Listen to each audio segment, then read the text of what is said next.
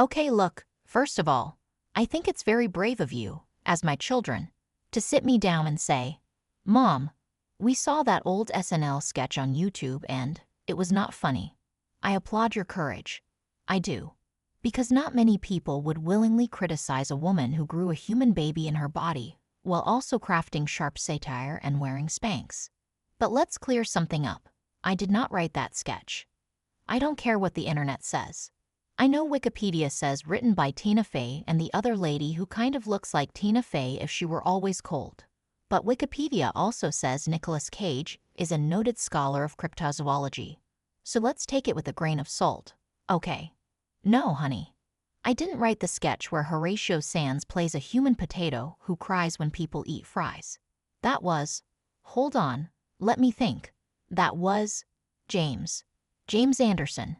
Yes. He's real. He's written like 6,000 sketches. He just churned them out like a human panini press. Also, that Debbie Downer goes to the zoo sketch. Totally not me. Yes, I know it's famous. Yes, I know I might be credited. But that was more of a group effort. It was like a potluck. I brought the rolls. I did not cook the sad casserole of awkward laughter and diarrhea jokes. That was Lorne. Blame Lorne. He's Canadian. He doesn't feel guilt the same way we do. And that sketch with the cheerleaders. Will Ferrell. 100%. He had a fever dream, wrote it on the back of a napkin, and said, I want to scream into a megaphone about the Civil War while wearing bike shorts. I merely said, sure, Will. Sounds normal. Now you brought up the Mom Jeans commercial. Yes, I was in it. Yes, it's iconic. Yes, I said the line, I'm not a woman anymore. I'm a mom. But sweetie, being in a sketch is not the same as writing it. That was written by the costume department. It's basically just a denim fever dream. I was just trying not to split the jeans when I sat down. Those things were tight. And you, my precious son, you said the sketch with the cat lawyer was deeply disturbing. That wasn't even SNL. That was a Zoom call gone viral. I had nothing to do with that. Although honestly, the pacing was tight. I respect the commitment. But okay. Yes, maybe, and this is a big maybe. I wrote that sketch where Maya Rudolph plays Beyoncé giving birth to a swarm of bees. But in my defense, I was very tired that week.